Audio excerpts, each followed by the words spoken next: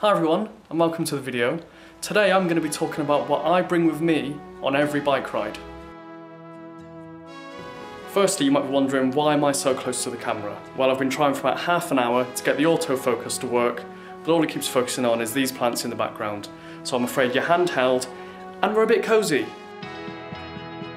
So the reason I wanted to make this video was because when I was a new cyclist, which was just under 12 months ago during the first lockdown, I watched a lot of YouTube to try to find some hints and tips about things like what to wear while cycling, what things I should be carrying, how to fix punctures. So I want to make a video that hopefully helps a couple of newcomers to the sport as well. So number one, the first thing I think you should bring with you on every bike ride is an inner tube. When I started cycling, I got a ridiculous number of punctures, a really annoying number of punctures.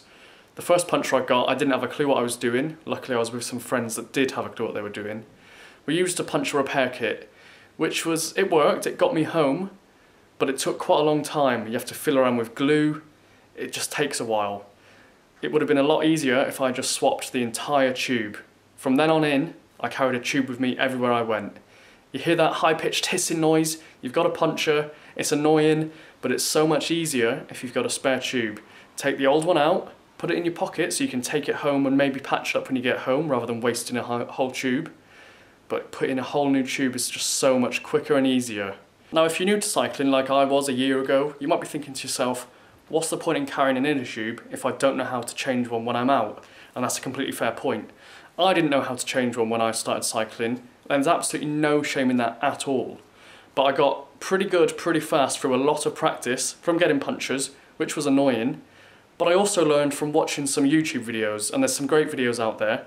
I'd really recommend that you watch some videos on how to change an inner tube, get some practice in, because it's really annoying when you're out on the road, you get a puncture and you don't know what you're doing. It's really frustrating, and it can be a little bit scary really as well. So watch some stuff, practice, and you'll be really confident when you're out on the road. Number two. Now this one might not be very surprising given what we've just been talking about, but you want to bring a pump with you. If you get a puncture, you put a new tube on, it's not much use unless you can stick some air in it. Plenty of pumps available online, they don't have to cost the earth. You can strap them to your bike, you can put them in your pocket, you can carry them in a bag, but it's worth bringing one. If you're going out on a group ride, you can share one between a group of you, but it's worth having one. Number three. Now the third thing I'd recommend you take with you on every bike ride is a multi-tool. When I started riding, I didn't know what every single aspect of the tool was for, but I quickly found it useful regardless. Whether it's because your saddle is too high and you need to adjust it in the middle of a ride, there'll be a hex key on the multi-tool that will work for that. My multi-tool has also got tyre levers attached to it, which are really useful in removing a tyre when you get a puncture so you can get your inner tube out. They're not very heavy, they're not very big, they're not very expensive, there's lots of brands available, and things can go wrong when you're cycling. Not very often, but they do go wrong, and it's better to be prepared when you're out than to be stranded somewhere and stuck. So, multi-tool, number three. Number four. The fourth thing I'd recommend you bring with you, regardless of the weather forecast, regardless of whether it's summer, is a rain jacket. In Britain in particular, doesn't matter what the forecast is, it may still rain. Even if it's 30-degree heat, I will still bring a raincoat with me. Now you can get ones that pack up really small so you can easily put them in a pocket, put them in a bag, and therefore it's not a lot of hassle to just bring one with you, even if you don't think you're going to use it. I also find that if I get a puncture and I'm on the road, you get a little bit colder whilst you're not pedalling, so putting on a layer, such as just a thin raincoat, can just really help with that. It's easy to carry, it's lightweight, but it's really useful if you need it, so I carry that with me on every ride that I go on. Number five is water.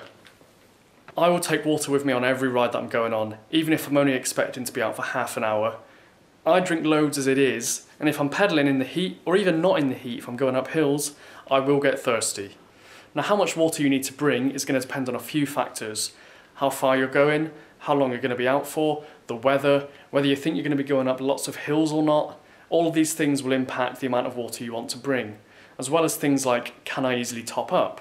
You can buy bottles that are 1 litre, 0.8 litres, half a litre, and you can easily put racks on your bike to carry the bottles, so it's not that inconvenient. You can pop your bottles on your bike, you can kind of forget they're there, there's a bit of extra weight, but I bring lots of water with me on every ride that I go on. Number 6. Now the next thing I recommend you bring with you on every ride is food. Similar to water, how much you bring is going to depend on things like how far you're going and how long you're going to be out for. But even if I'm only going out for half an hour, I will bring some kind of snack. Things I like to bring as a snack, as a vegan, might be different for you, are things like vegan sausage rolls, peanuts, bananas, sandwiches, sweets, or even just putting some Lucozade or another sports drink in your bottle. Anything that's going to give you energy whilst you're out. Finally, number 7.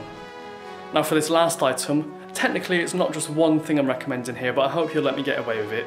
I think you should bring with you your phone, a bank card, and some ID. Now a phone is really useful if you get lost. You can go on Google Maps, Komoot, other apps like that can kind of help you get home from where you are. And also if you need to ring someone, if you get a puncture and you run out of tubes, maybe you can ring a friend who could pop and bring you some. Bank card, obvious really, but if you get stuck, you might need to get a train home from somewhere, or you might need to buy some food. An ID, you just can't be too safe really, and to carry some ID with you is just a sensible thing to do. So I always carry with me bank card, phone, ID.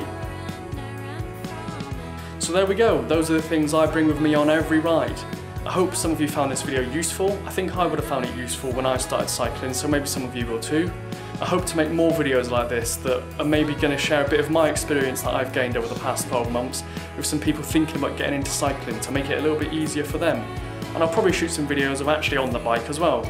So hopefully I'll see you again soon, and thanks for watching. See ya!